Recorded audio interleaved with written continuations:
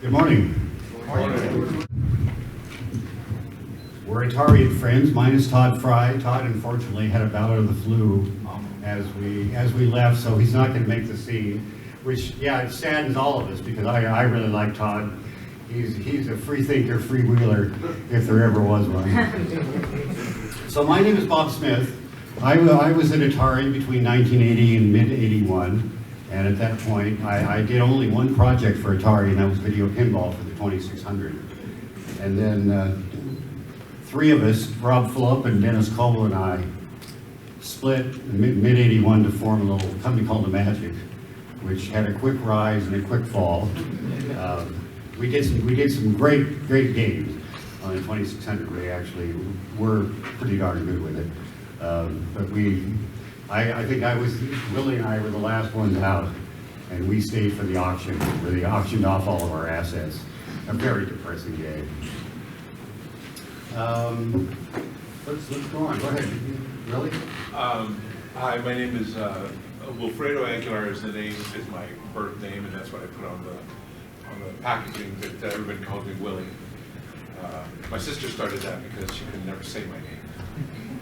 So anyway, I came about video games through a side door, I guess, because I was a traditional commercial artist and actually did a variety of things. I was a draftsman, I worked in print shops, I did illustration, painting, all that kind of stuff. And so as a struggling artist, I have a mentor, a very good friend of mine. His name is Michael Becker. And the two of us became fast friends, and after several years working together, he went his way and I went mine, and we were kind of independently trying to get our studios going, and this would be like in the late 70s, really before any of the Silicon Valley got going. But I was born in San Francisco and moved to San Mateo, and San Mateo was on the fringes of Silicon Valley at the time, so a lot of the companies, HP and Cooper Labs and on, were companies that did need presentations. So I did a lot of visual presentations for conferences and stuff. So I was kind of involved in Silicon Valley, but only as a marketing support and doing commercial art. And I got a phone call from Michael, and he said, hey, I don't know what you're up to, but I'm putting together an art department, and we're going to be doing packaging and all this kind of stuff. And I was really desperate for a job. Struggling artist didn't really describe it. I was 6 months behind on my rent. My rent was $140 a month. So it was a tough time. So I said, sure. And I said, what's the company? Are we going to be working, HP or IBM or what? He goes, well, no, it's this startup company making home video games. And I knew what video games was, but I didn't really understand, are you going to get a cabinet at home? Because at that time, video games were all in cabinets. He said, no, it's going to be for the home consoles, like an Atari. And I knew what that was, but I never even used one. So I said, sure. So we go down there, we start this art department with it was about 10 of us, and we did all the packaging and manuals and all that kind of stuff, which is what I knew. And I started to befriend the engineers. For some reason, I really had an affinity with artists, but I really, for some reason, got along with engineers really, really well. So I started hanging out with them. I found them very interesting. And they were fairly geeky, but we started partying and hanging out and going to weird places to eat down there. And so they would say, well, how would you draw a dragon? How would you draw a spacecraft? How would you? And we'd do sketches, and then they would try to at that time they would type everything line by line, and change colors just through code. There were no tools whatsoever. So then we did. We would get like graph paper and then color in squares, and then that way at least you could get the coordinates. And we'd hand them a sheet of paper for just different characters, and that was better. But they said, this is incredibly tedious. This is awful. So they went away and they came back a few weeks later. It didn't seem like it was very long, and they showed me what I think is one of the very first art tools ever made. Now I don't know what other art tools were around. Maybe at Atari they had some. But it was called Draw, which I think you wrote. And Rob Bullock, who was, he made Demon Attack, he did this animation program, which was really a flip book, and that was called Move. And it was on Atari 400, and I think they used it on an 800 as well. And you get a grid on the screen, and you take a joystick, and you just move the joystick around line by line, and then press the fire button, and you pluck a pixel down. And if you held that down and went up or down, you get luminance and hue. And that was the beginning of it. That was the first computer graphic tool I ever used. And it was a blast. We just started making up all kinds of stuff. And half the stuff that we did, Bob and the other engineers would go, that's too big, that has too many colors. Well, he did the graphics for Demon Attack, which won the Game of the Year for that year, and was stunning visually. It was just stunning. So their work and the tool really showed. And what I loved about it, though, was you would say, like I remember we came up with an idea, which I don't think we ever did. It was a kung fu game late in the time of the Magic, where we decided, hey, if you get sprites, how about if you stack them? Couldn't you then make something bigger? Yeah, that's a pretty good idea. Don't have much left over for the background. It didn't matter. These two characters running around, and so it was things that we did like that, where you didn't even understand what you were doing, but it said, hey, how about this? And initially they would say, oh, that's too much, or I don't know. But they would come back almost even the same day and go, I was thinking about what you said, and Rob came up with this idea. I think we can do that. And that's how it progressed, and that made it so much fun. So I kind of split my time with doing the pixel art and doing the packaging. So if you look at some of the Magic packaging, the best example would be like Dragonfire. There's a dragon on there, and this is before any kind of digital art. I was a hobbyist, so I would build a lot of dioramas. I was also in D&D, so Becker and I had like 10,000 miniatures, and we would have these wars that would last for months. The fabulous lizard army. Yes. Yeah, the Brack, the king of the lizard army. And actually, a total non sequitur, my best character in that period was Howard the Duck, and he unfortunately got killed, but he came back as an undead dragon.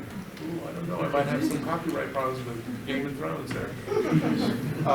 So anyway, we would be splitting our time with doing the art for them and doing the packaging. So like with the Dragonfire, that was actually a rabbit skull that we sculpted all the scales over, and then we took it was all composited photography, not digital. It was all photography, where we took the old, hairspray and lit a match, and that was the flame coming out, and then we sandwiched all the imagery together, and we had the most fun doing all the packaging. So I did a lot of the packaging, a lot of the manuals, Michael and I, and then we got into doing the artwork.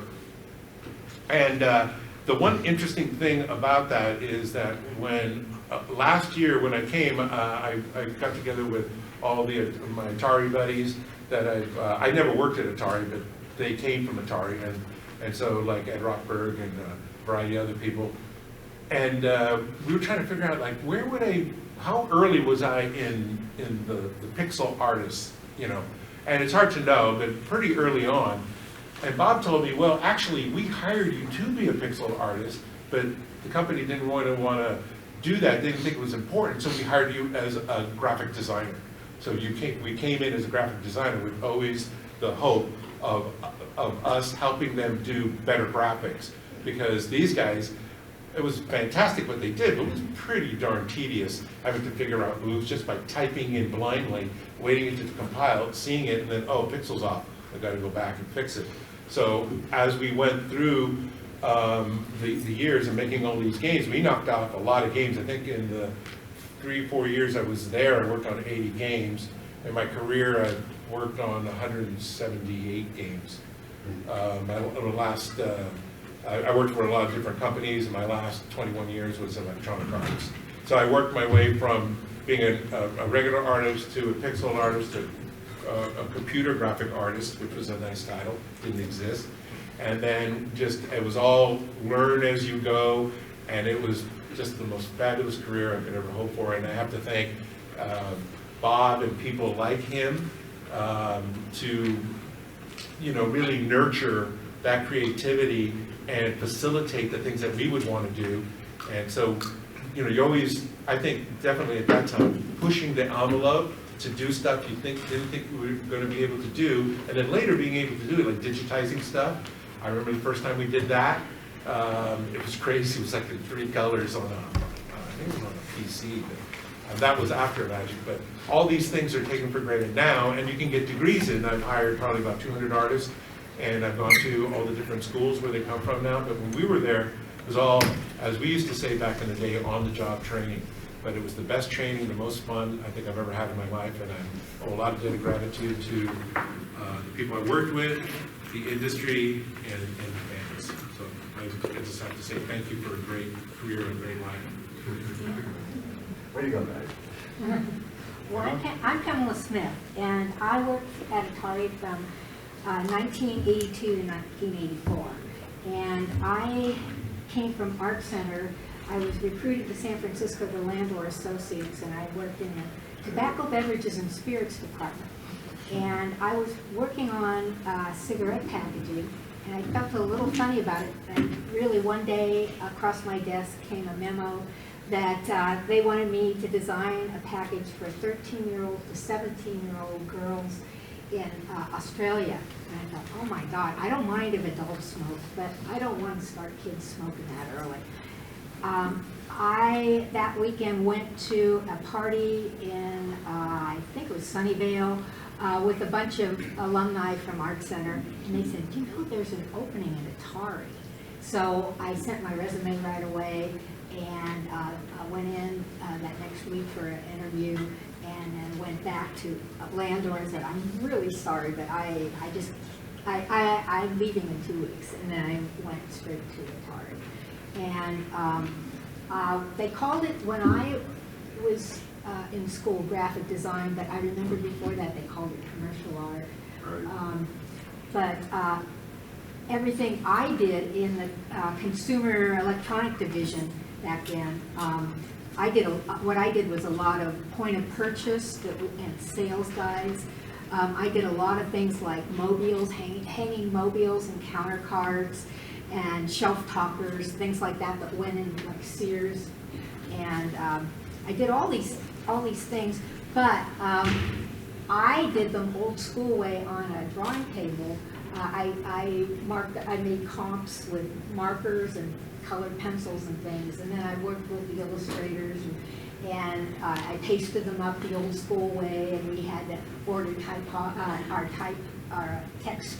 We had to send typesetters to do that, and then we had to paste everything up and all that kind of stuff. So when I first got there, it was 1982, and there was at least 100 new hires that we all went into a meeting together to learn about Atari. And so I was surprised that many people started at the same time. So this was a little later in Atari than some of the earlier stuff. Unfortunately, where I worked was a little more corporate than I think where Bob worked. Definitely. And I never got to meet Nolan Bushnell or anybody like that. And if we wanted, there was no getting high except sneak out to the nothing. Well, we did plenty of that too. But. They didn't do it. I mean, they did it in their offices. We had to go out to the. And we had a rooftop too. So I was nowhere near where the programmers were. I was in a building, and I'm not sure where it was exactly anymore. My brain doesn't work so well anymore. But I know I was a couple miles away from you. Well, we pinpointed it finally, and corporate was right across from engineering. We were 1262, and you were corporate. Okay. And you had the game room, which had all that's the old right. pinballs down in the lobby. And I spent some time in corporate because I did video pinball. And they said, okay, the first thing you have to do is go play Superman until you get a score of X, which I did. So I spent some time in corporate, but generally we stayed well away from And I couldn't even go down to the pinball machines because we were so busy.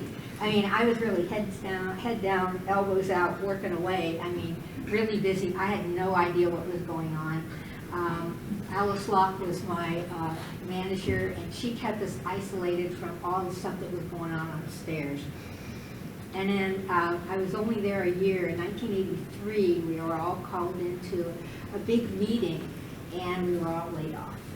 And so they had tables around the edges of the meeting that were, you call it when you go and you sign up for your check, to get unemployment. And everybody was walking out to their cars with all their stuff. And it was really something. Well, I thought I was going to have some time off after that and enjoy my summer. But I got called back again a week later, and I came back as a contractor this time. And it was great because I made a lot more money than I did as a And so I worked for another year. But what can I say? I think even though I never met any of the programmers, I think we have different skill sets, but I think what's similar to what we do as programmers is, the one thing that is similar is that we had to work so hard and so fast. We love deadlines. We love deadlines. And I ended up, I never slept overnight there, but I'd get in at 8 o'clock in the morning and I'd leave at 11 o'clock at night. And I know I heard the programmers stayed overnight in their beds and all sorts of things. And I remember flying to LA one time and having to stay up all night at a press check, and that was really something for me to do. And then I remember one Thanksgiving, 1983, I had to work on a package design for the 5200. Is it the 5200? Right. Yes. And what it was a Christmas package, and I had to design a bow for it. And it was the 5200 wasn't ready for Christmas time, for the holidays. And so it was smaller than the big, I saw the real 5200 package out there, but the one I designed for CES and that actually went out at Christmas time had a bow on it. It was empty except for a certificate that was inside. And the certificate said, you were the proud owner of the 5200 system. It'll be coming in January. So I apologize if any of you got that at holiday time and were upset by it. But so I did that and just did a lot of store point of purchase. So I really, really enjoyed that. Let's see, what can I say? What can I also say? The last, I worked for another year, and the last day I was working on the back side of a package for the 7800, I think it was. Right. That's right. Yeah.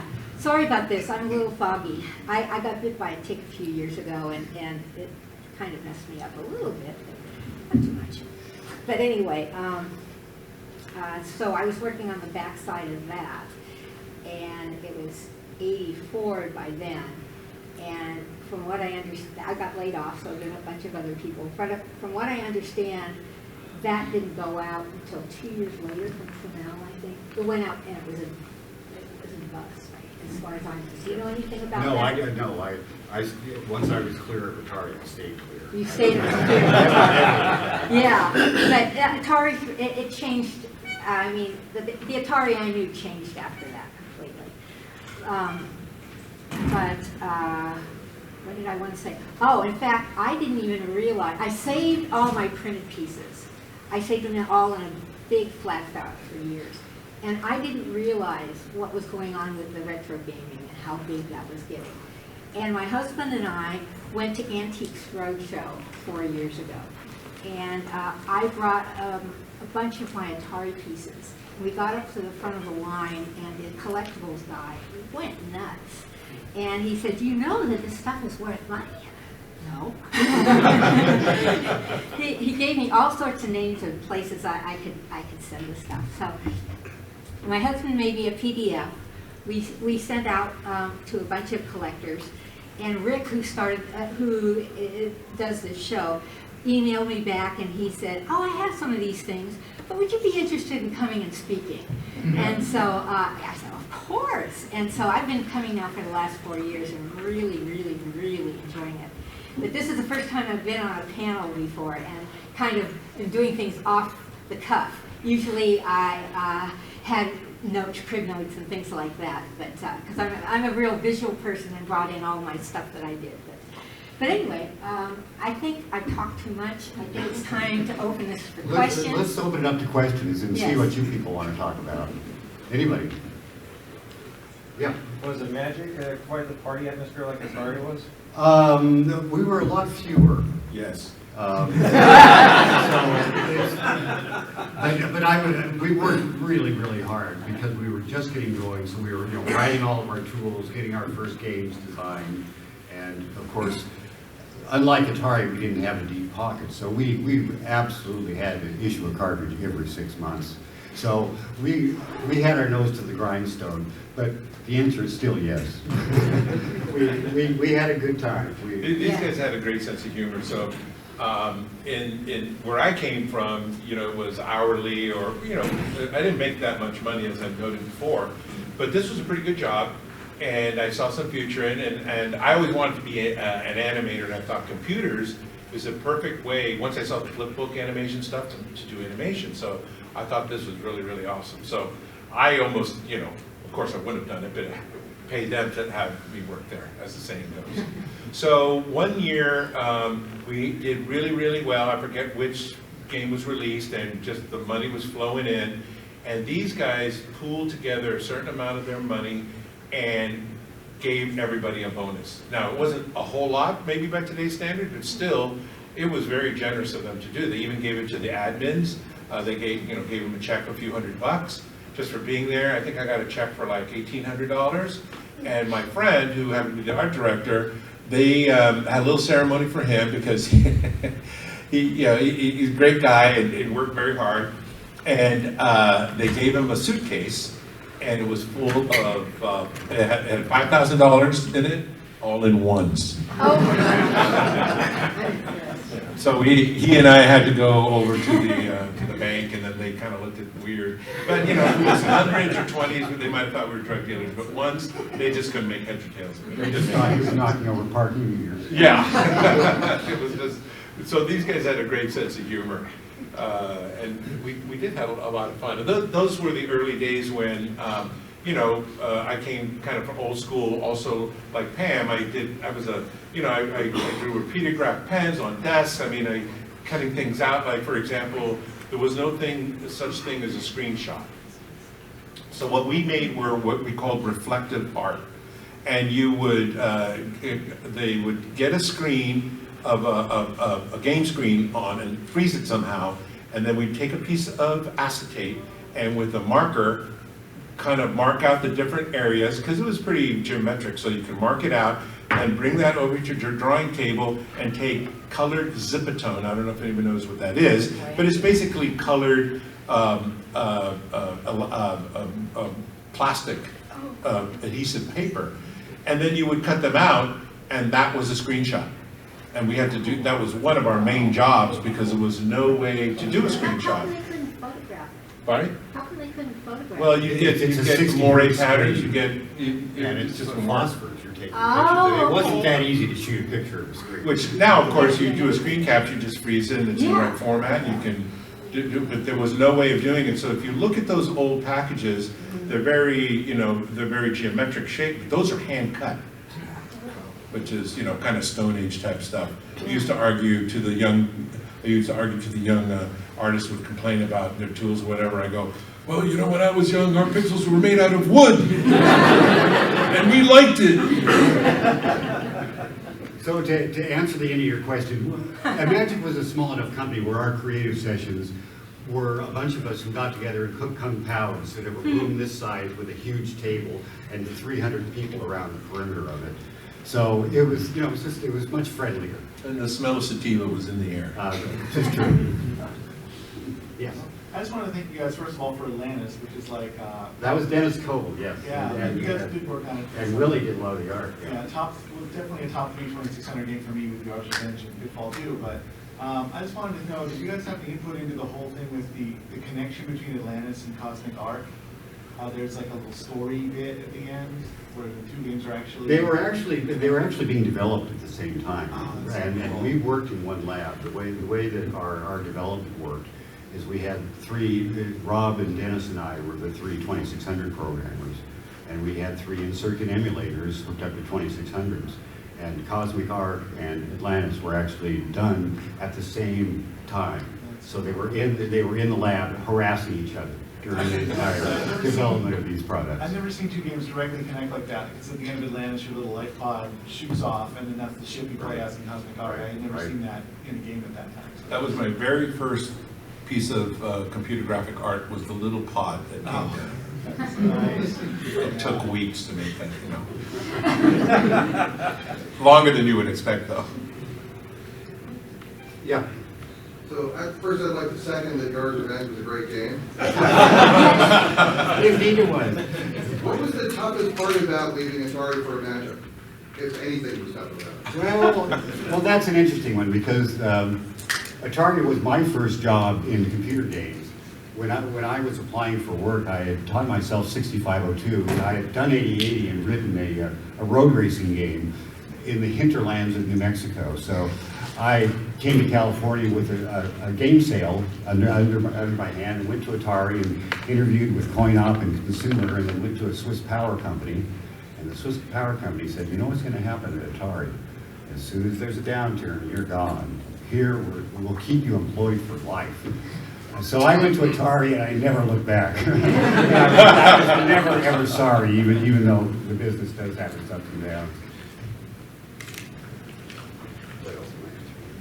I never got to work at Atari, fortunately or unfortunately, but I did interview there at one point.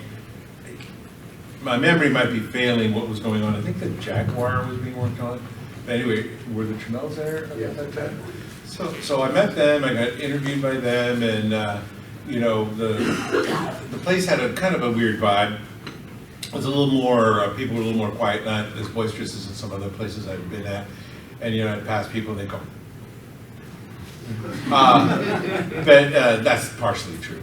But anyway, so I'm walking around and they're, I'm thinking, well, Atari's a great company. I would be good on the resume. I go. So after talking, they were interested in me, and then I go, so where would I work? I'm thinking I'm going to be in a lab because my previous experience was working with engineers and with and being in a really collaborative environment.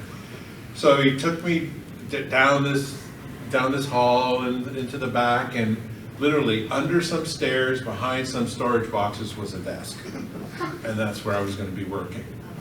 And I didn't come back. That was nothing like where I had really nice. Yeah. Maybe have a discrimination case or something. Yeah.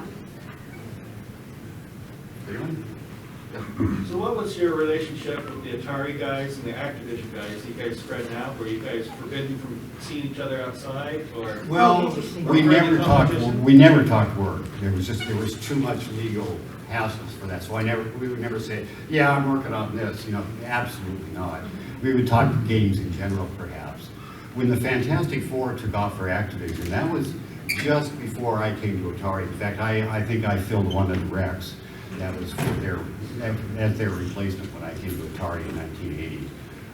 And I got to know them at the first CES. They took a look at my video pinball and said, okay, you can join the club. That's good enough.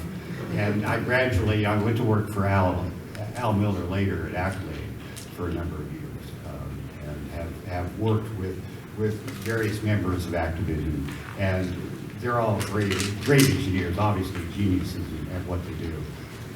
And the Atari folks, we socialized because we've been socializing up until a Magic was formed, but we just stayed away from work. We didn't want to talk about it because all of or at least our important folks were sued the first day out of Atari, by Atari for stealing trade secrets and this and that and the other, which was thrown out of court within minutes. But nonetheless, we stayed away from that stuff just to avoid hassles like that. And when I left, they said, do you want to go talk to Ray Kassar? And I'm sure he wanted to offer me a lot of money, and I just passed because I didn't want to do it. So we walked, and we walked cleanly. I need to ask you if you could explain it. I said I've never met any of the programmers, and I didn't know till 2 years ago, when I was watching a panel with Steve Golson from GCC, which was General Computer Corporation, which was across the street from MIT, and they were dropouts from MIT, and they were working on, I didn't know this, but I saw his slide, and he had my Ms. Pac-Man mobile hanging that's right. in the office. And they were having a big meeting with this Ms. Pac-Man going, oh, that's in Massachusetts. What's going on? No wonder I didn't ever meet a programmer. So why exactly how There was, did they get there was it so working? much money in 2600. As an example, a 2600 cartridge probably cost $15. Packaging, ROM, all the rest of that. They wholesaled for 30. So, this is $15. Video pinball sold 2 million. So do the math. It made a lot of money. So it behooved Atari to go look for anybody who could turn out a good 2600 cartridge. And they found this. The Kitchen Brothers are a good example. They worked on the Pac-Man franchise, and they had a few more games that were done out of house, and those were the kinds of things that you worked on. But those were done under contract and not with the internal group. Oh, okay, so that's why I never ran into it. Exactly. Okay. I have a question for you, Bob. Was there any kind of formal division between the Atari and the Intellivision group? Or how did that come about? Oh, you mean I'd imagine, yeah. That was interesting because there were 9 of us. It was a huge founding group. And there were probably 4 of us from Atari. 3 of us were engineers, Rob and Dennis and I. And then Bill Grubb was our CEO, and we had a VP of sales. And I did not know the Mattel guys, but they'd been, doing Mattel software and plotting, oh man, we've got to make our own company in Mattel software because there's so much money in it. So that's when we all got together. Bill Grubb brought us together with the Mattel boys. And it was a very different machine. It was a 10-bit GI processor, and it had an operating system that had to be duplicated before any games could be done. One of the reasons we all loved the 2600 was because we were on a 60 hertz frame rate. So activity with the joystick was immediately apparent, and you always felt like you had superior control over whatever was on screen. Whereas on the Mattel, you kind of had to press the keypad and wait a frame or two, and it would be processed by the operating system, and it would finally take effect, so you didn't have that immediacy. So there were some issues with Mattel. So it took Mattel probably 18 months to 2 years in order to get their programming started, whereas we had our first games for the 2600 within 6 months. So, what they did was completely different from what we did. The architecture was different on the machine, and they had this operating system to deal with. Plus, they had to write a new operating system. They couldn't use the existing operating system. So we weren't real close. We kind of had our marching orders. It was, basically on our end, we all chose a game and worked on a game for 6 months, and had an artist or two, like Willie would work on my game, and maybe somebody who would do some sound. But the Mattel side decided that they would hire interns. They would have one master brain who knew everything about the Mattel, and then he would hire a bunch of students. Yeah. And so it wasn't great. And the other part of the equation was that 2600 was making 10 to 20 times as much money as the Mattel was. We were, just plain out selling them. And we had, before we agreed to come to a Magic, we had negotiated a royalty deal. And the Intellivision folks were not happy about that, because we were getting like a quarter a cartridge that we sold as royalties. And Intellivision, they had the same deal, but they were 2 years out, and they weren't going to do nearly the same kind of numbers we did. So there was some friction between the two groups. I remember that friction.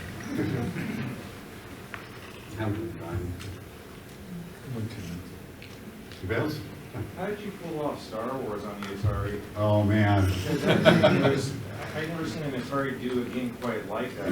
You know, I have wished, ever since I shipped that game, that I had another month to work on it. They approached me, and this was Parker Brothers, and they said, we've got the Star Wars license for 5 more months.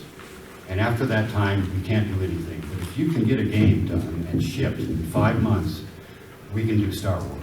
And I said, okay, let's go. And so I started off, you know, with the first screen. We'll do the towers first, and the gates were the ones that I did last, and that was the poorest one. I wish I'd had another few weeks to work on the gates, because it could have been better. Well, the trench was actually pretty darn But I was very pleased. For a 2600 game, I thought it turned out very, very well. And it certainly was one of my better technical efforts.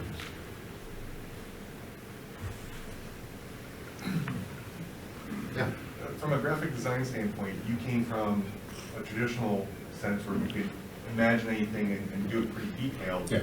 But then you go to a pixel and you're almost in a minimalistic style. You have to infer what you visualize. Yeah. And then Pam, you have to like sort of extrapolate on the other end, right? Something Right. that's pixelized into an embellished Right. version of it too. Has that affected your artistic style, you know, from that? Like, are you a little bit more conservative in the way that you maybe approach a piece of art now, or No. or Not vice versa? necessarily. No, I never did, because I think that would have shortchanged the whole creative process. So I think doing stuff, especially if the engineers would kind of go, oh God, now what is it coming up with? That was a good sign, actually. So you always, I mean, we maybe would realize you wouldn't have quite the number of colors or quite the resolution, but I remember we stayed up, Becker and I stayed up one night, Jesus, just all night long, doing storyboards and coming up with game ideas as well to pitch to these guys. So, because we were gamers ourselves, we actually published a board game, a D&D style board game. So we had all kinds of great ideas. Now, at that time, the engineers really came up with the game that they wanted to do, and then they would do it. And you could participate in it, but you really didn't get in on that ground floor. So I think this was the beginning, not only here, but in my career, of where it was multidisciplinary input on ideas. So we would come up with all kinds of outlandish ideas. I remember we had one game that we came up with, it's called Metamorphosis. Remember that thing? It was just crazy. It was no way you could really, I mean, you could do it, but it would be really difficult. It's kind of what Spore wound up being 15 years later, because you started out as a microbe, and then you became an animal, and then after that you went to other planets. I mean, just the whole thing on an Atari. Right. So how are you going to do that? But when we drew the storyboards, we did them in simple cartoon style or simple illustrations. But if you were to hold back, then you're not going to push it. So we never did that, never changed. Even as, you know, in my career, as things got to be even more realistic, then it just got more outlandish, and it's kind of caught up with each other. But I think the creative part always has to be pushing that envelope. And so we never really changed that much as far as what we thought we could do. And they appreciated it, because they go, I never thought about that. I think we could do that. Like I mentioned before, that happened all the time. And I got the biggest charge out of that. It was just so exciting. Well, you know how it works. You tell a programmer, I'd like to do this in the first 10 minutes. That's incredibly impossible. There is no way in the world that can be done. And after about 24 hours, they start to soften a little bit. And then pretty soon, yeah, we might be able to do it. That's what we were waiting for. Yeah, Howard. So first I want to say, Bob, when you left Atari, you were dearly missed. I just want to put that out there. So could each of you share some of your fondest memories from back in the day? Of Atari? Of Atari or Magic? I loved Atari. Fond moment. It was wonderful. Let's see. I'll give you a little of my background. I won't bore you for too long. I built trimarans in the South Bay area in San Francisco in my 20s. And then I moved to New Mexico, built a geodesic dome, and had my family, and taught myself programming. From there, I went to Atari and somehow convinced them that I was a game designer. So you have to remember, I walked into Atari. I had published a game. I'd written a game in 8080 on a processor technology Sol machine that actually translated well to the trash. So I changed it over to Z80 and issued a trash game, was my very first. And on the strength of that, I went to Atari. So I walked into coin-op, and damn, these guys were competent. Whoa. And I was in complete sponge mode during the entire time I was in Atari learning, because these guys were so good. And Howard, I include you in that as well. But that's my best memories of Atari. Okay. I'm thinking.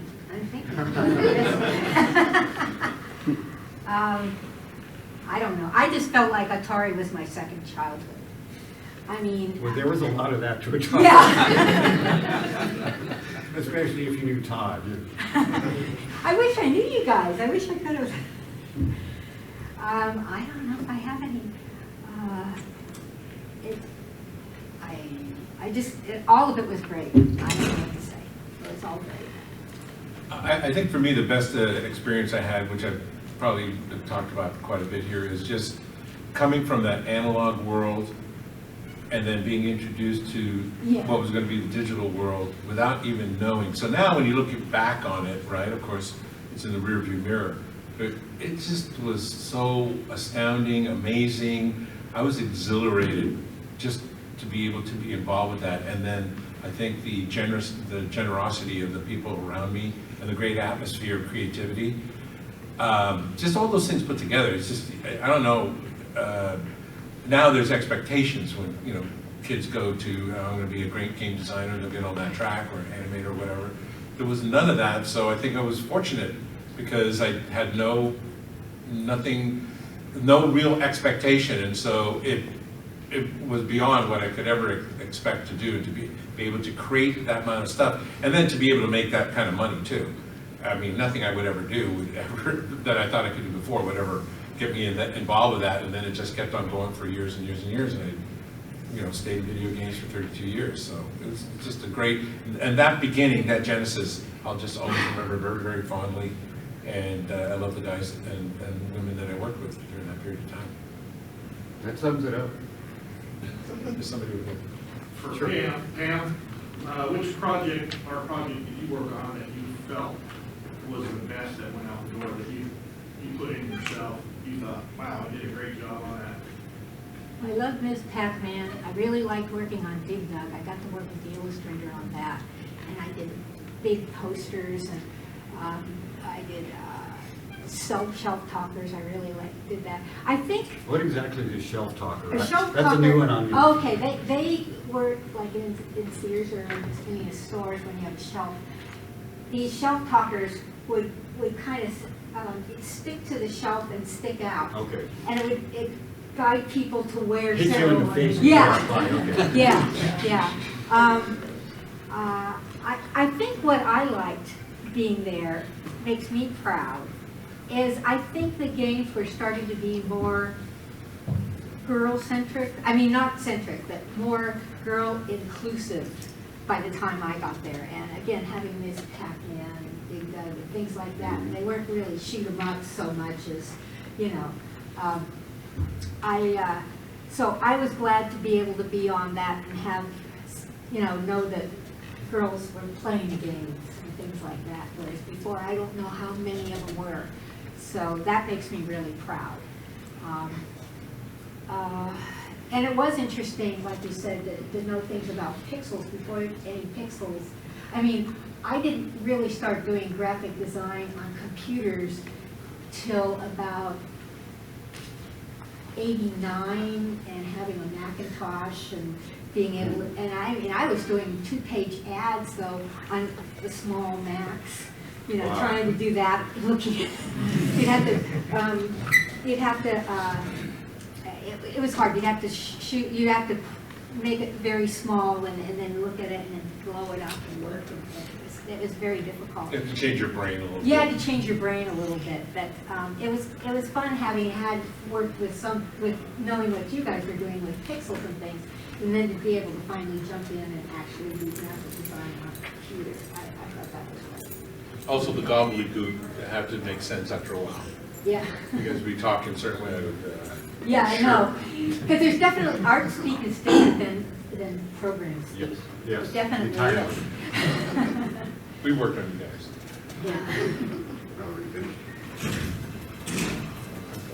Anybody else?